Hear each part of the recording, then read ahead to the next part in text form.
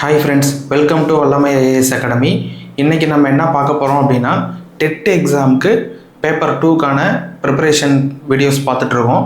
அதில் இன்றைக்கி தமிழில் இலக்கணம் இயல் 3 பார்க்க போகிறோம். ஆல்ரெடி இயல் 1, 2 நம்ம கம்ப்ளீட் பண்ணி வீடியோ கொடுத்துருக்கோம். ஸோ அதை பார்க்கல அப்படின்னா பார்த்துட்டு இதை கண்டினியூ பண்ணுங்கள்.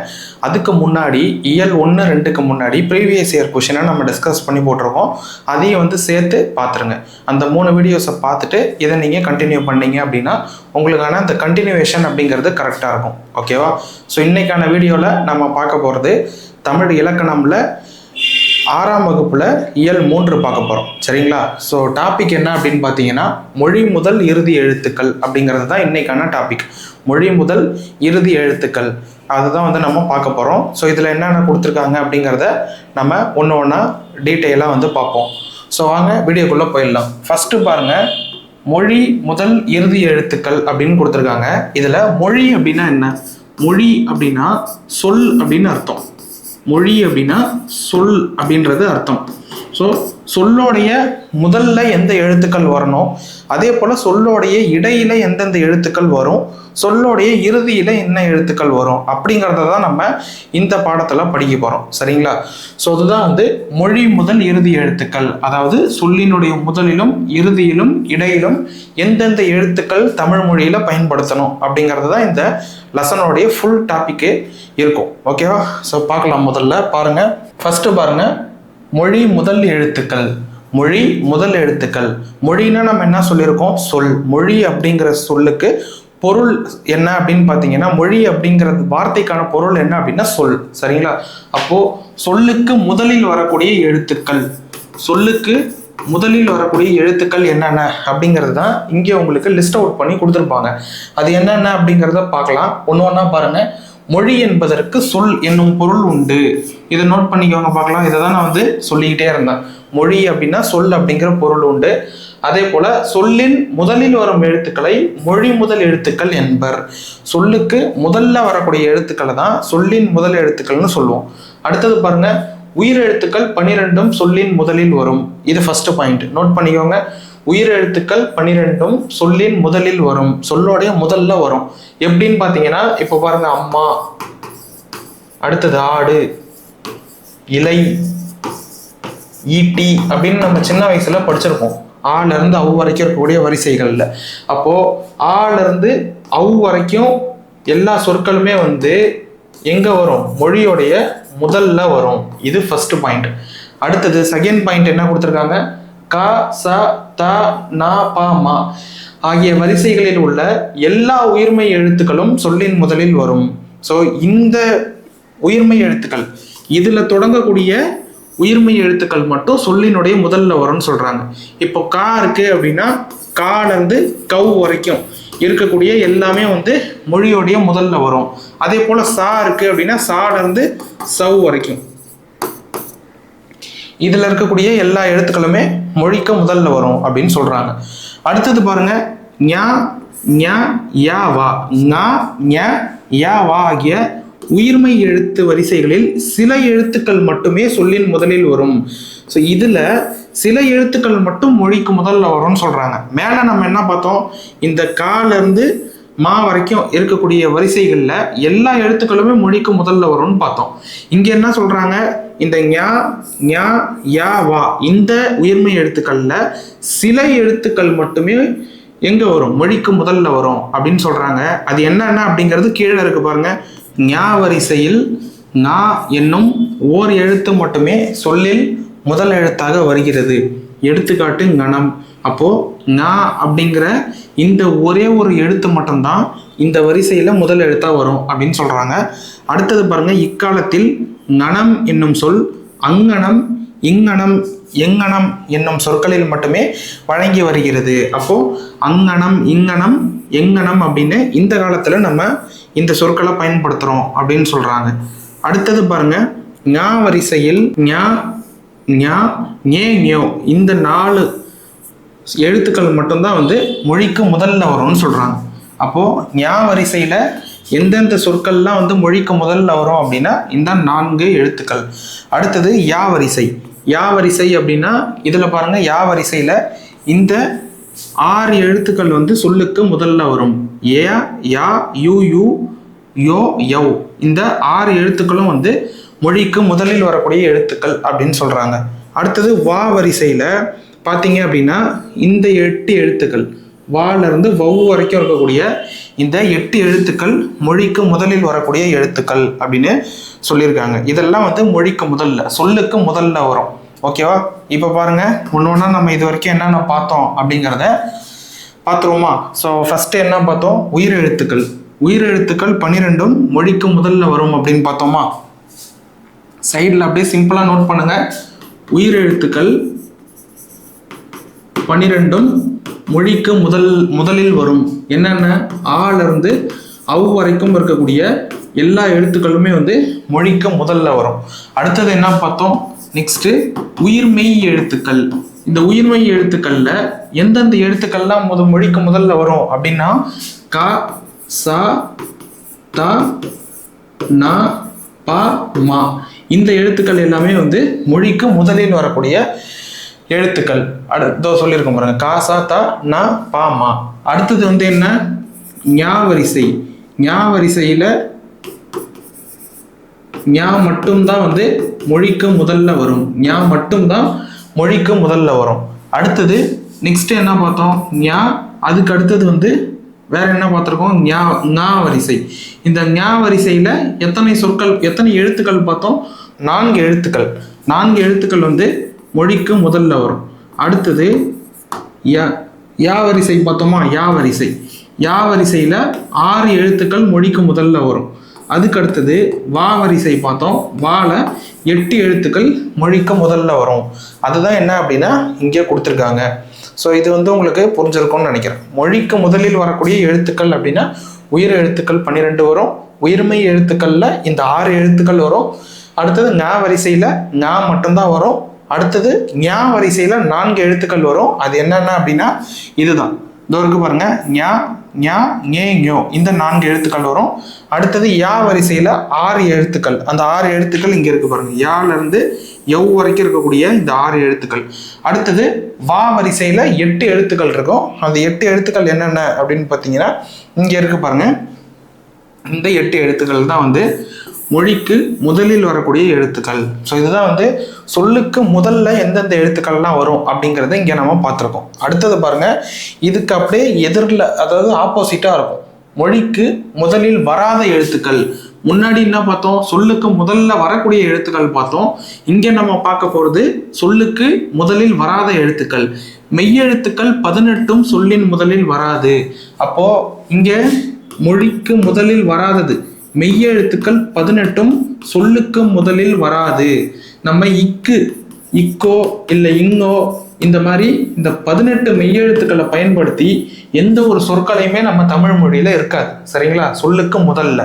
அடுத்தது பாருங்க, டா நா ரா லா லா ழா லா ரா நா இந்த 8 உயிர்மெய் எழுத்துக்களும் இதுல இருக்கக்கூடிய ஒரு சொல் கூட மொழிக்கு முதலில் வராது. அப்போ வேற என்னென்ன எழுத்துக்கள் நம்ம அங்க பார்த்தோம்? க ச த ந ப ம இதெல்லாம் வந்து மொழிக்கு முதல்ல வரும். ஆனா இது இந்த 8 எழுத்துக்களும் வந்து என்ன சொல்றாங்க? மொழிக்கு முதலில் வராது அப்படின்னு சொல்றாங்க. அடுத்தது பாருங்க, ஆயுத எழுத்து சொல்லின் முதலில் வராது. ஆயுத எழுத்து எப்பயுமே என்ன பண்ணது? சொல்லுக்கு முதல்ல வராது. நம்ம முன்னாடி கிளாஸ்ல இயல் 2 பார்க்கும்போதே பார்த்துருக்கோம். அதுக்கு முன்னாடி ஒரு எழுத்து இருக்கும், அதுக்கு பின்னாடி ஒரு எழுத்து இருக்கும். அப்படி இருக்கும்பொழுது நடுவுல தான் ஆயுத எழுத்து அப்படிங்கிறது வரும். மொழிக்கு இடையில, மொழிக்கு முதல்ல வராது.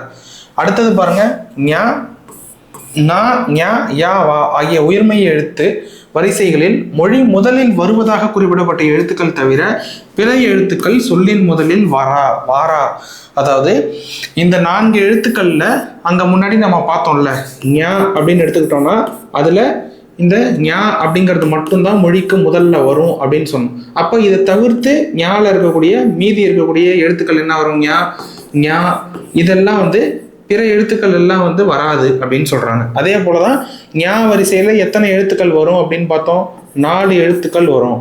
அப்ப அதை தவிர்த்து இருக்கக்கூடிய எழுத்துக்கள் எதுவும் மொழிக்கு முதல்ல வராது. அதே போல யா அப்படிங்கிறதுல 6 எழுத்துக்கள் பார்த்தோம். இந்த 6 எழுத்துக்களை தவிர்த்து மீதி இருக்கிற எழுத்துக்கள் எதுவுமே வந்து மொழிக்கு முதல்ல வராது. அது போல சரி. அடுத்தது வால வந்து 8 எழுத்துக்கள் பார்த்தோம். அதே போல் இந்த 8 எழுத்துக்களை தவிர்த்து மீதமுள்ள எழுத்துக்கள் எதுவுமே வந்து என்ன பண்ணாது, மொழிக்கு முதலில் வராது. ஸோ அதான் இங்கே கொடுத்துருக்காங்க பாருங்கள். டமாரம், ரம்பம், லண்டன், பிரான்ஸ், டென்மார்க் இதெல்லாம் வந்து பிறமொழி சொற்கள். இப்போ லா அப்படிங்கிறதுல லகரம் அப்படின்னு வருதே சார், இது வந்து தமிழ் மொழி சொல் இல்லையா அப்படின்னு கேட்டிங்கன்னா அது அந்த விதிக்காக நம்ம பயன்படுத்துகிறோம். மற்றபடி தமிழ் எழுத்துக்களில் இந்த லா அப்படிங்கிற எழுத்து பிறமொழி சொல்லாக தான் இருக்கே தவிர இது வந்து ஒரு தமிழ் சொல்லாக வந்து இல்லை. அதனால் வந்து நம்ம இதை வந்து மொழிக்கு முதல்ல பயன்படுத்துவது கிடையாது அப்படிங்கிறத சொல்கிறாங்க. சரியா? ஸோ இதுதான். அடுத்தது பாருங்கள், மொழி இறுதி எழுத்துக்கள். சொல்லோடைய இறுதியில் என்னென்ன எழுத்துக்கள்லாம் வரும் அதுதான் இங்கே கொடுத்துருக்காங்க. உயிரெழுத்துக்கள் 12ம் மெய்யுடன் இணைந்து உயிர்மெய்யாக மட்டுமே மொழியாக இறுதியில் வரும் அப்படின்னு சொல்றாங்க. இப்போ உயிரெழுத்துக்கள் எதுவுமே வந்து மொழியோடைய இறுதியில், சொல்லோட இறுதியில வராது. அதனாலதான் என்ன சொல்றாங்க, உயிர்மெய் எழுத்தாக வரும், உயிரும் மெய்யும் சேர்ந்து வரும் அப்படின்னு சொல்றாங்க. இப்போ உதாரணத்துக்கு பாத்தீங்கன்னா நீங்க ஏதாவது ஒரு சொல்ல எடுத்து பாருங்க. இப்போ என்னென்ன ஆடு அப்படின்னு இருக்குன்னா இந்த டூவை பிரிச்சோன்னா என்ன வரும், இட்டு கூட்டல் ஊ. சாரி, இது வந்து இட்டு கூட்டல் ஊ. அப்போ இட்டு அப்படிங்கிறது என்னது, மெய் எழுத்து. ஊ அப்படிங்கிறது உயிர் எழுத்து. அப்போ ஒரு உயிரும் மெய்யும் சேர்ந்து உயிர்மெய் எழுத்தாக தான் என்ன பண்ணுது, மொழிக்கு இறுதியில் வருது. ஸோ இதுதான் வந்து என்ன அப்படின்னு பார்த்தீங்கன்னா மொழி இறுதியில் வரக்கூடிய எழுத்து. அடுத்தது இந்த எழுத்துக்கள் ஞாலிருந்து இன்னும் வரைக்கும் இருக்கக்கூடிய மெய்யெழுத்துக்கள் 11ம் மொழியின் இறுதியில் வரும். அப்போ இதை நோட் பண்ணுங்க, மொழிக்கு இறுதியில் வரக்கூடிய எழுத்துக்கள் மெய்யெழுத்துக்கள்ல இந்த 11 எழுத்துக்கள் மொழிக்கு இறுதியில வருது அப்படின்னு சொல்றாங்க. சரிங்களா? என்னென்ன அப்படின்னு பார்த்தீங்கன்னா இந்த 11 எழுத்துக்கள் இதெல்லாம் வந்து நோட் பண்ணிக்கணும். ஸோ பார்த்தீங்க அப்படின்னா இங்க இருக்கு பாருங்க, உறிஞ்ச், அப்போ மொழிக்கு இறுதியில் வருது. அதே மாதிரி வெறின், அந்த மாதிரி அவ்வு அப்படின்னு இருக்கா. அப்போ இது எல்லாமே வந்து என்னது, இந்த மெய்யெழுத்துக்கள் 11 மெய்யெழுத்துக்களும் மொழிக்கு இறுதியில் வரக்கூடிய எழுத்துக்கள் அப்படின்னு சொல்றாங்க. அதாவது சொல்லோடைய கடைசியில வரும். அடுத்தது இங்க பாருங்க, இப்ப இந்த இல்ல எடுத்துக்கிட்டோம் அப்படின்னா திங்கள் அப்படின்னு வருதா. திங்கள் அப்படின்னு சொல்லும் போது இல்லு இறுதியா வருது. அடுத்தது இந்த மாதிரி நீங்க ஒரு சொல்லுக்கும் வந்து நீங்களே என்ன பண்ணலாம் அப்படின்னா எழுதி பார்க்கலாம். அடுத்து பாருங்க, மொழி இறுதியாக எழுத்துக்கள், மொழிக்கு இறுதியில் வராத எழுத்துக்கள். சொல்லின் இறுதியில் உயிரெழுத்துக்கள் தனித்து வருவதில்லை. சொல்லோட இறுதியில உயிரெழுத்துக்கள் எப்பயுமே என்ன பண்ணாது, தனிச்சு வராது. அதே போல உயிரெழுத்துக்கள் மெய்யெழுத்துடன் இணைந்து உயிர்மெய்யாக மட்டுமே சொல்லின் இறுதியில் வரும். முன்னாடி தான் பார்த்தோம். இப்போ ஆடு அப்படின்னா இந்த டூ அப்படிங்கிறது உயிர்மெய் எழுத்து. இட்டும் ஊவும் சேர்ந்து இந்த மெய்யும் உயிரும் சேர்ந்து தான் என்ன பண்ணும், உயிர்மெய் எழுத்தாதான் சொல்லினுடைய இறுதியில வரும். அடுத்தது அளபடை எழுத்துக்களில் இடம்பெறும் போது உயிரெழுத்துக்கள் சொல்லின் இறுதியில் வரும். அளபடையில மட்டும்தான் உயிரெழுத்துக்கள் சொல்லின் இறுதியில வரும். உயிரெழுத்துக்கள் சொல்லின் முதல்ல மட்டும் வரும், இறுதியில வராது. சரியா? அப்போ இறுதியில எந்த இடத்துல உயிரெழுத்துக்கள் வரும் அப்படின்னா அளபடையில வரும். அளபடை அப்படின்னா என்ன, எந்தெந்த இடத்துல செய்யுள்ள ஓசை குறையுதோ அந்த ஓசையை நிறைவு செய்வதற்காக வருவதுதான் என்னது, அளபடை. அளவெடுத்து வருவது தான் என்ன அப்படின்னா அளபடை. இப்போ உதாரணத்துக்கு சொல்லணும்னு பார்த்தீங்கன்னா தழியி அப்படின்னு சொல்றோம். இந்த தழியி அப்படிங்கிறதுல ஈ அப்படிங்கிற உயிரெழுத்து என்ன பண்ணுது, மொழிக்கு இறுதியில வருது. ஏன்னா இது வந்து அளபடை, அதனால வந்து இறுதி எழுத்தா வருது. அதே போல வேற என்னென்ன எழுத்துக்கள் இருக்கு, அளபடை எழுத்துக்கள் நீங்க என்னென்ன எடுத்துக்கிட்டீங்கனாலும் இது போல மொழிக்கு இறுதியில வர்றத பார்க்க முடியும். சரியா? அடுத்தது பாருங்க, ஆயுத எழுத்து சொல்லின் இறுதியில் வராது. ஆயுத எழுத்து சொல்லோடைய இறுதியில வராது. அதே போல இக்குல இருந்து இரு வரைக்கும், இக்கு இங்கு இச்சு இட்டு இத்து இப்பு இரு ஆகிய 7 மெய்ய எழுத்துக்களும் சொல்லின் இறுதியில் வருவதில்லை. ஸோ சொல்லோட இறுதியில இந்த 7 மெய்ய எழுத்துக்களும் வராது அப்படின்னு சொல்றாங்க. அடுத்தது உயிர்மெய் எழுத்துக்களுள் ஞா எழுத்து வரிசை சொல்லின் இறுதியில் வராது. அப்போ ஞா அப்படிங்கிற வரிசையில் இருக்கக்கூடிய எந்த சொற்களுமே என்ன பண்ணாது, சொல்லோடைய லாஸ்ட்ல வராது அப்படின்னு சொல்றாங்க. இதுதான் என்ன அப்படின்னா மொழிக்கு இறுதியில் வராத எழுத்துக்கள். நெக்ஸ்ட் பாருங்க, யகர வரிசையில் கே முதல் நே முடிய எந்த உயிர்மெய் எழுத்தும் மொழி இறுதியில் வருவதில்லை. அப்போ கேல தொடங்கி நே வரைக்கும் இருக்கக்கூடிய எந்த சொற்களுமே என்ன பண்ணாது, மொழிக்கு இறுதியில், அதாவது லாஸ்ட்ல வராது, இறுதியில் வராது அப்படின்றத சொல்லியிருக்காங்க. அடுத்தது பாருங்க, இறுதியில் வராது. ஒகர வரிசையில் நோ தவிர பிற உயிர்மை எழுத்துக்கள் மொழி இறுதியில் வருவதில்லை. நோ அப்படிங்கிற எழுத்து என்ன பண்ணுதான், மொழிக்கு இறுதியில வரும் அப்படின்னு சொல்றாங்க. இந்த நோ அப்படிங்கிற எழுத்தை தவிர்த்து இருக்கக்கூடிய பிற எழுத்துக்கள் என்ன பண்ணாது, சொல்லுக்கு இறுதியில் வராது. அப்போ நோ அப்படின்னா இது வந்து ஒரு ஓர் எழுத்து ஒரு மொழி சொல். இதுக்கான பொருள் என்ன அப்படின்னா, ஒரு எழுத்து ஒரு மொழியில துன்பம் அப்படின்னு அர்த்தம். இங்க இருக்க பாருங்க, நோ என்னும் எழுத்து ஓர் எழுத்து ஒரு மொழியாக துன்பம் என்னும் பொருளில் வரும். ஸோ அப்போ இதை நோட் பண்ணுங்க. நோ அப்படிங்கிறதுக்கான ஓர் எழுத்து ஒரு மொழி சொல் என்ன, ஓர் எழுத்து ஒரு மொழியில் நோ என்னும் சொல்லியிருக்கான பொருள் என்ன, இது எக்ஸாம்பிள் கேட்கறதுக்கு அதிகமாக வாய்ப்பு இருக்கு, துன்பம். அடுத்தது பாருங்க, சொல்லின் இடையில் வரும் எழுத்துக்கள். சொல்லின் இடையில வரக்கூடிய எழுத்துக்கள் என்னென்ன? நம்ம முன்னாடி என்ன பார்த்தோம், சொல்லுக்கு முதல்ல என்னென்ன எழுத்துக்கள் வரும், இறுதியில என்னென்ன எழுத்துக்கள் வரும் அப்படின்னு பார்த்துட்டோம். இது ரெண்டுத்தையும் பார்த்துட்டோம். இப்போ நம்ம பார்க்க போறது மொழிக்கு முதல் மற்றும் இறுதி. இது மட்டும் இல்லாம இது ரெண்டுத்துக்கும் நடுவுல இடையில் என்னென்ன சொற்கள் வரும் அப்படிங்கறத நம்ம இப்ப பார்க்க போறோம். பாருங்க, மெய்யெழுத்துக்கள் 18 சொல்லின் இடையில் வரும். மெய்யெழுத்துக்கள் என்ன பண்ணுமா, சொல்லினுடைய இடையில வரும். இதோ பாருங்க, இங்க இருக்கு பாருங்க, எழுத்துக்கள் இத்து வருதா, அப்போ மெய் எழுத்து சொல்லின் இடையில வருது. அதே போல உயிர்மெய் எழுத்துக்கள் சொல்லின் இடையில் வரும். உயிர்மெய் எழுத்துக்களும் சொல்லின் இடையில வரும் அப்படின்னு சொல்றாங்க. இப்போ இங்க பாருங்க, அளபடை. அளபடை அப்படின்னு சொல்லும் போது இந்த லா அப்படிங்கிறது இல்லு குட்டல் ஆ தான் லா. அப்போ இங்க என்ன பண்ணிருக்கு, சொல்லோடைய நடுவுல வந்திருக்கு, இடையில வருது. அது போல ஆயுத எழுத்து சொல்லின் இடையில் மட்டுமே வரும். ஆயுத எழுத்து எப்பயுமே என்ன பண்ணும், சொல்லோடைய இடையில மட்டும்தான் வரும், இறுதியிலையும் வராது, முதல்லையும் வராது. இதை நீங்க ஞாபகத்துல வச்சுக்கோங்க. ஸோ அவ்வளோதான். அடுத்தது பாருங்க, அளபடையில் மட்டுமே உயிரெழுத்துக்கள் சொல்லின் இடையில் வரும். இப்பதான் பார்த்தோம், அளபடையில மட்டும்தான் சொல்லின் இடையில் வரும். அளபடை பற்றி உயர் வகுப்புகளில் அறிந்து கொள்வீர்கள். ஸோ அடுத்த கிளாஸ்ல நம்ம 7th புக்லாம் பார்க்கும்போது அளபடை பற்றி டீட்டெயிலாக பார்ப்போம். சரியா? இப்போ ஜஸ்ட் தெரிஞ்சு வச்சுக்கோங்க, அளபடையில் மட்டும்தான் சொல்லுக்கு எந்த இடத்துல வரும், இடையில வரும், என்ன வரும், உயிரெழுத்துக்கள் வரும் அப்படிங்கிறது பார்த்துக்கோங்க. ஸோ இதோட வந்து நமக்கு இது வந்து முடிஞ்சிருச்சு.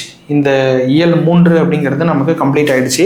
இதுக்கப்புறம் நம்ம நெக்ஸ்ட் செகண்ட் டேர்ம் வந்து கண்டினியூ பண்ண போகிறோம், 2ஆம் பருவம். இப்போ இந்த 3 இயல்கள், முதல் இயல், 2வது இயல், 3வது இயல், இது 3 வந்து நீங்கள் படித்து வச்சிட்டீங்க அப்படின்னா கண்டிப்பாக ஒரு கேள்வி இல்லைன்னா 2 கேள்வி வந்து தாராளமாக எதிர்பார்க்கலாம். இல்லைன்னா 3-4 கேள்விகள் வரைக்குமே இதிலிருந்து நீங்கள் எக்ஸ்பெக்ட் பண்ணலாம். சரியா? ஸோ இந்த 3 லெசனையும் வந்து படிக்கல அப்படின்னா படிச்சிருங்க. நம்ம நெக்ஸ்ட் வீடியோவில் நெக்ஸ்ட் டேர்ம் கண்டினியூ பண்ணலாம். தேங்க்யூ.